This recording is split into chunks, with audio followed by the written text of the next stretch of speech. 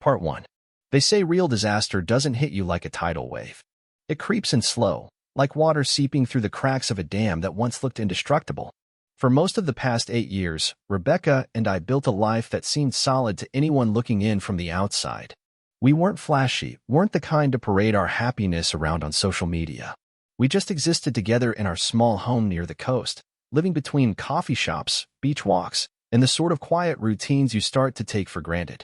She was my best friend, my tether.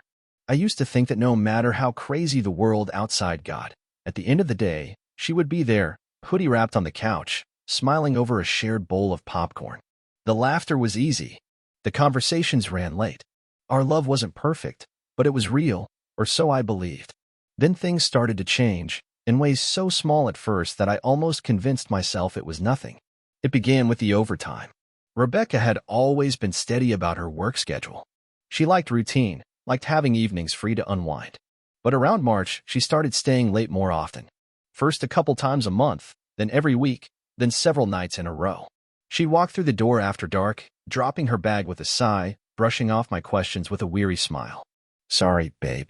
Just slammed with projects. I wanted to believe her. I did believe her. But a part of me noticed the details she never offered. The way her phone buzzed more often than before, and how she never left it unattended. The sudden insistence on setting new passcodes. The way she'd tilt the screen slightly away when I happened to glance over. Still, I chalked it up to stress. We all deal with stress differently, right? The new hobbies came next. Rebecca had always loved painting, thick canvases splashed with color, half-finished landscapes stacked in the guest room. But now, it was yoga. Then pottery classes. Then weekend networking retreats for women in business. I supported her, cheered her on, bought her a new yoga mat, offered to visit the studio and watch her progress. She laughed and told me it was private, that she needed her own space. I smiled, said I understood. Meanwhile, that smile grew tighter by the day. I told myself every couple needed independence. Space was healthy. That's what all the articles said. Anyway, space was good, until it felt like a chasm, cold and widening between us. Then came the overdressing. It hit me one Saturday morning while I was fixing the sink. Rebecca floated downstairs in jeans that looked like they'd been tailored to her figure, a white blouse crisp enough for an awards ceremony, and makeup subtle but flawless. I stood there with a wrench in one hand, watching her swipe on a final coat of lipstick before slipping her phone into her designer purse. Where you headed? I asked, trying to keep it light. Just Target, she said, barely glancing up. Target, I echoed, raising an eyebrow. Big night at aisle 7? She laughed, the sound a little too forced, and ducked out the door without waiting for my reply. That was the first moment I felt it, sharp and unrelenting, the sinking in my gut, the certainty that something was wrong. Not just stressed wrong. Not just we need a vacation wrong. Wrong in the way you can't fix with a date night or a couple's retreat. Wrong in a way that starts scratching at the inside of your skull, refusing to let you sleep. The house started feeling different too.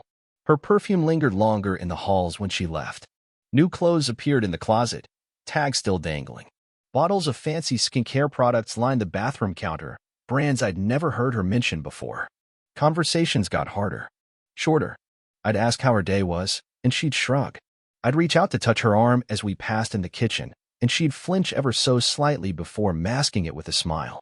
When she sat next to me on the couch, she didn't lean in like she used to. Her body turned away, knees pointed toward the exit, eyes flickering to the clock more than to me. At night, I found myself lying awake, staring at the ceiling while she scrolled through her phone in the dark, the faint glow illuminating a face that no longer looked open, no longer looked mine. I stopped asking questions because I already knew the answers would be lies. I stopped offering reassurances because they sounded hollow even to my own ears. I stopped telling myself everything was fine. Because deep down, in that quiet place you can't lie to yourself, I knew. The life we'd built, the one I thought was safe, unshakable, was rotting from the inside out. And the worst part? I hadn't even seen the worst yet. Part 2. It's strange how you can live with someone, share meals, share a bed, and yet somehow feel the walls shift between you without them saying a single word. After the night Rebecca overdressed for Target, I started noticing more. And once you start noticing, you can't stop. It's like pulling at a loose thread and realizing it's attached to everything you thought was whole. It began with the messages. At first just a whisper of suspicion when I saw the way her phone would light up late at night, and she'd jerk it away, angling her body like she was shielding a secret. When I casually asked who was texting, she smiled too brightly and said, "Just Karen from work. She's going through a rough patch." I wanted to believe her, but her phone kept buzzing, and Karen, as far as I knew, had always been the most stable person on the planet. One afternoon, Rebecca left her phone unattended for a minute to take a shower. The screen lit up, and my eyes betrayed me. They slid over instinctively. The preview showed a message from a contact saved simply as J. No last name. No photo. Can't stop thinking about the other night. I didn't unlock her phone. I didn't need to. A sickness unfurled in my gut. Later, when I asked who J was, she didn't even hesitate. "Just a vendor I've been coordinating with for work," she said, too quickly. "You're being paranoid." Paranoid. A word that snapped in the air like a whip. I tried to swallow it down. Tried to tell myself maybe I was being paranoid. Maybe the long days, the tired glances, the extra care with her appearance. Maybe it was all innocent. Maybe. But then came the bank statements. I only found them by accident, digging through a drawer looking for a warranty receipt. Several transactions caught my eye, small at first. Boutique hotels, upscale restaurants we had never visited together, jewelry stores where no gifts ever made it home. Each charge was signed under her personal card, a card we agreed to use only for groceries and emergencies. When I confronted her, gently, trying not to sound accusing, she waved it off with a breezy laugh. "Oh, those," she said, barely looking up from her laptop. "Work dinners. Team-building retreats. You know how it is." Except I didn't know. Her company didn't do retreats in hotels with king beds and rose petal packages. I pressed just a little. She pushed back harder. "You need to trust me," she snapped, her voice sharp enough to cut. "God, you're always so controlling lately. It's suffocating." Controlling. Another word dropped like a brick between us. That night, lying beside her stiff form in bed, I smelled it. Something unfamiliar clung to her clothes. Not her perfume. Not the scent of our laundry soap. Something deeper, musky and foreign. I turned my head into my own pillow, breathing hard, willing myself not to imagine what it could mean. The next day, I noticed a receipt tucked in the trash, a receipt for a gold bracelet purchased from a jewelry store downtown. Expensive, delicate, something she would love, something she didn't have. I waited. For days, I watched her wrist, her neck, her fingers. No new jewelry. No sign of the bracelet. So if she didn't keep it, who did she give it to? One evening, about a week later, I decided I couldn't keep walking around with this slow acid burning through my chest. I sat her down, calmly, in the living room. "Rebecca," I said, hands folded tight between my knees. "Is there something you need to tell me?" She blinked, feigning confusion. "Like what? Like where you've been? Who you've been talking to? Why there are charges on your card that don't add up?" She laughed, a light tinkling sound that didn't reach her eyes. "You're imagining things," she said again, softer this time. Like I was a child believing in monsters under the bed. I didn't push. I didn't accuse. I just watched her, really watched, as she adjusted her sleeve nervously, glanced at her phone, avoided my gaze. "You need to stop trying to control everything," she added, a slight tremble in her voice now. "This isn't healthy."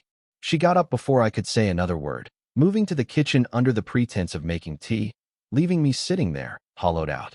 Later that night, after she fell asleep, I sat at the kitchen table alone, head in my hands, surrounded by the quiet hum of the refrigerator and the distant crash of waves beyond the dunes. I remembered something she said once, early in our marriage. "If you're asking yourself whether you can trust someone, you already have your answer." I smiled bitterly at the memory, because I finally understood. It wasn't just late nights or secret messages anymore. It wasn't just weird charges or missing jewelry. It was the way she looked at me, or didn't look at me, like I was a placeholder, a shadow she had already stepped past. It was the way my brother Jason, always the golden boy, always the one she laughed a little too brightly around, suddenly started showing up at our house under flimsy excuses, borrowing tools he didn't need, asking advice he never took. It was the way Rebecca wore guilt like a second skin, thick, heavy, and still somehow invisible unless you knew exactly where to look. Sitting there at that kitchen table, I finally let myself admit the thing that had been crawling around the edges of my mind. It's worse than I thought. Much worse. And the worst part? I hadn't even scratched the surface yet. Part 3. There's a difference between suspicion and certainty. Suspicion gnaws at you in the dead of night. Certainty freezes you cold, mid-breath, and nothing is ever the same after. It was a Thursday afternoon when certainty found me. Rebecca had gone out for another one of her team meetings, leaving behind her laptop, unlocked for once. A careless mistake, or maybe overconfidence, born from knowing how often I tried to trust her. I didn't plan to snoop, but my hands moved almost on their own, trembling slightly as I opened her email. At first, it was all routine: promotions, newsletters, work updates. Then, buried under a folder innocently labeled Receipts, I found it. A zip file. Password protected, but she wasn't as clever as she thought. Her dog's name, the one we adopted together, opened it instantly. Inside, dozens of images spilled onto the screen. Photos. Rebecca and Jason, my brother, arm in arm at cozy diners, walking barefoot together along the shore where she and I used to walk, sitting side by side at some cabin, a fire blazing in the hearth behind them. Their faces too close, their smiles private, like there was a joke the rest of the world wasn't invited to hear. There were no explicit images, nothing anyone could arrest them for. But emotional intimacy burns just as deep, maybe deeper. I clicked through photo after photo, each one like a nail hammered into the coffin of our life together. Worse, there were emails too, long chains between her and Jason, planning weekend getaways. Talking about our future. About when everything would be easier once he knows. He. Me. The fool sitting in the kitchen, hands turning to stone on the keyboard. I stumbled across financial documents next. Hidden accounts opened in both their names. Money transferred, my money, shifted into accounts I never knew existed. Loans co-signed without my consent. They were preparing a new life. One that didn't include me. The final blow came in a conversation thread between Rebecca and her friend, Karen, the same Karen she claimed was going through a rough patch. The messages chilled me. Karen, are you sure about this? What if he finds out? Rebecca, doesn't matter. Jason and I talked about it. He deserves better anyway. And we're going to have a family now. Family. The word echoed in my skull like a gunshot in a canyon. Family. She wasn't just planning a new life. She was building it already. I closed the laptop gently, almost reverently, as if slamming it shut would somehow make it worse. There was no yelling, no breaking dishes, no screaming into the walls like some wounded animal. Just a stillness so profound it felt like I had been vacuum sealed inside my own skin. Rebecca came home late that night, her cheeks flushed from the cool air, her hair a little windswept. She kissed me on the cheek absent-mindedly, like muscle memory. I sat on the couch and watched her move around the house, still wearing the mask of the woman I had loved. The woman I had bled for, built a life for. But I knew now. I saw her for what she was, a stranger dressed in familiar skin. Later, as I lay in bed beside her, listening to the steady rhythm of her breathing, I stared at the ceiling and planned. Not in anger, not in heartbreak, in cold, methodical clarity. I thought about the secret bank accounts, the financial fraud, the photographic evidence of her emotional affair, the betrayal of blood and bone, my own brother, carving a second life out of the ruins of my trust. I thought about the pregnancy test I found earlier that day tucked under the sink, hidden but not well enough. The faint second line. I wasn't naive anymore. I didn't need to guess. The child she carried wasn't mine. It was Jason's. The betrayal wasn't just emotional. It was complete. Systematic. There would be no confrontation. No fight. Fights are for people who still believe they can win. I was moving beyond that now. I was crafting something quieter, sharper. I began making lists in my mind. Bank records I needed to copy. Assets to move out of reach before they realized I knew. Conversations to record. Lawyers to consult. Allies to identify quietly, behind the scenes. There would be no second chances. No last warnings. Only consequences. As I watched Rebecca shift in her sleep, murmuring softly under her breath, a strange calm settled over me. This wasn't the end of me. It was the beginning of something she and Jason could never have imagined. They thought I would break. They thought I would crumble. Instead, I was becoming something else entirely. I closed my eyes, a small, grim smile playing at the corners of my mouth. It was time to burn it all down. But first, I would make sure they watched every flame. Part 4. There's a certain art to pretending everything's normal while you prepare to dismantle someone's world. In the weeks after uncovering the truth, I became a ghost living inside my own life. I woke up every morning, brewed coffee, kissed Rebecca on the cheek as she left for meetings that had nothing to do with work. I answered texts from Jason like nothing was wrong, cracked jokes with him over fantasy football leagues we both knew I would lose. I smiled. I nodded. I played the part of the clueless husband, the trusting brother. Inside, I sharpened knives. The first move was securing my finances. I quietly opened a new bank account in a different town under a trust name, funneled my paychecks there, diverted auto deposits, cut off their access before they could sniff the change. Next, I contacted a lawyer, a real shark, the kind who sees betrayal not as tragedy but as a business opportunity. He helped me comb through my credit history. What we found made my blood run colder than any photo or email. Rebecca and Jason had been busy. Credit cards opened in my name. Business loans tied to my social security number. Debt stacking quietly behind a wall of fake emails and redirected mail. I had been turned into their financial puppet without even knowing it. But knowledge is power, and I wasn't about to waste it. We built a plan. A quiet, brutal sequence of moves designed to snap shut around them like a steel trap. Rebecca was still smiling at me over dinner.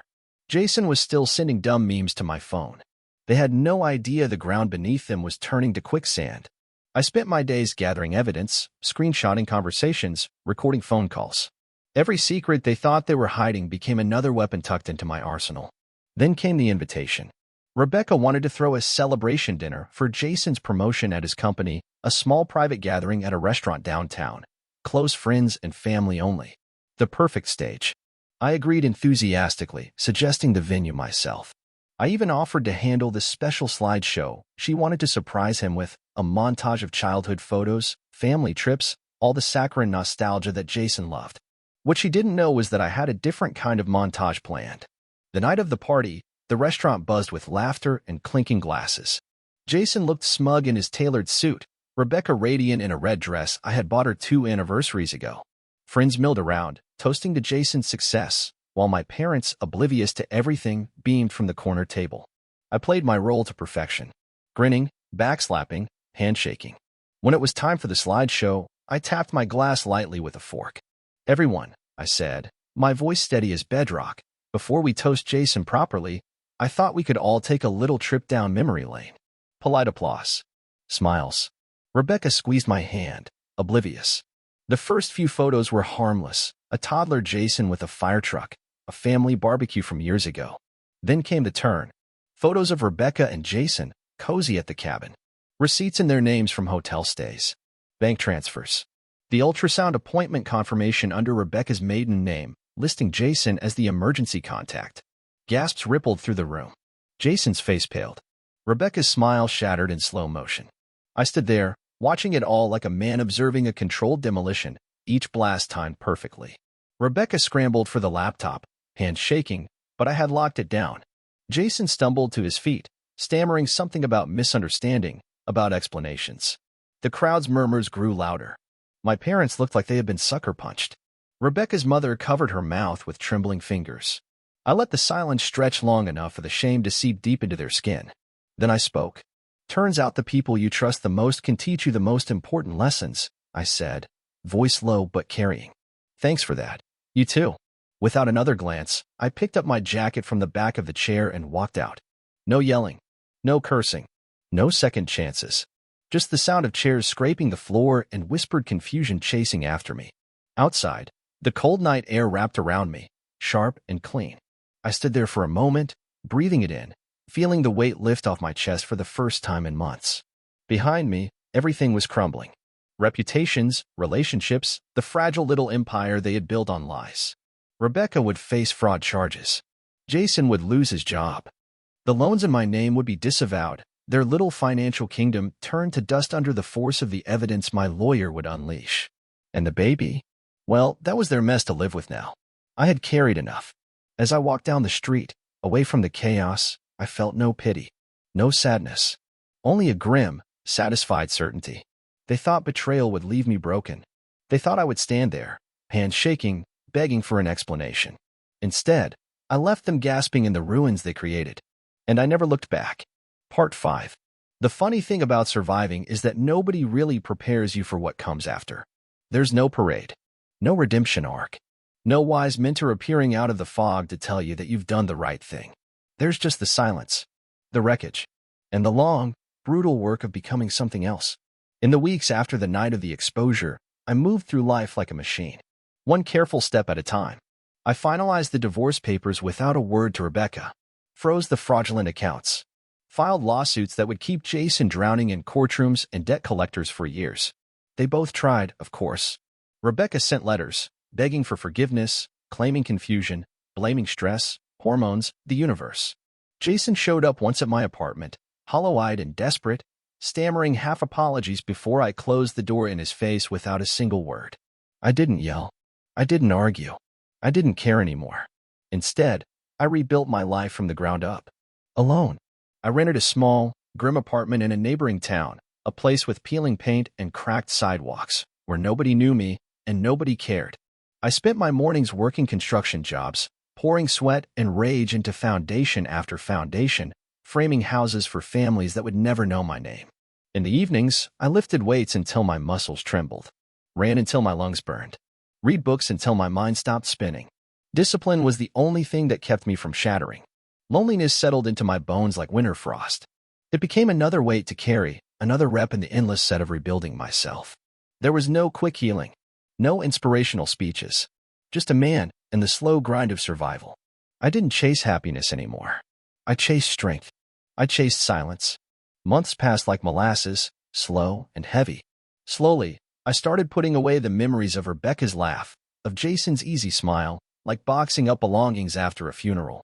One night, I sat at the kitchen table, sorting through old paperwork, trying to close the last ugly chapters, when I found it, a copy of the sale paperwork from one of the properties Rebecca and I had owned. A beach house, tiny and rundown, that we were supposed to fix up together. Only one signature looked unfamiliar. My cousin, Mark. I hadn't thought much of him during the fallout.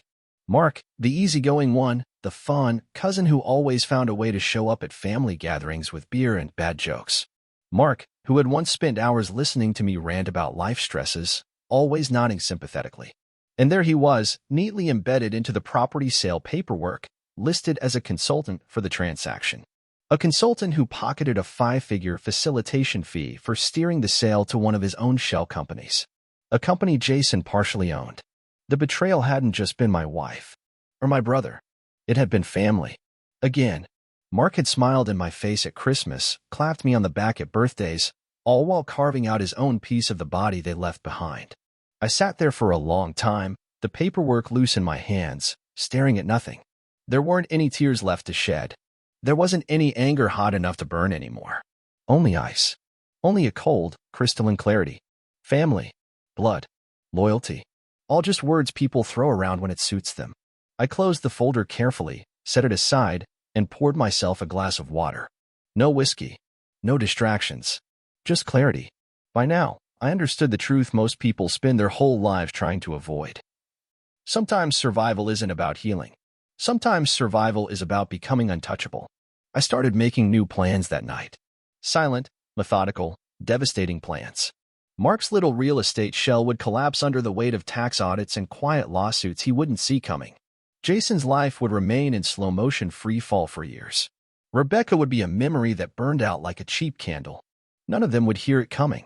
None of them would recover. Because while they spent their lives playing games, building lies, feeding their hunger off the backs of people who trusted them, I had been reforging myself in fire. Not for revenge. Not for redemption. But because survival demanded something harder than hope.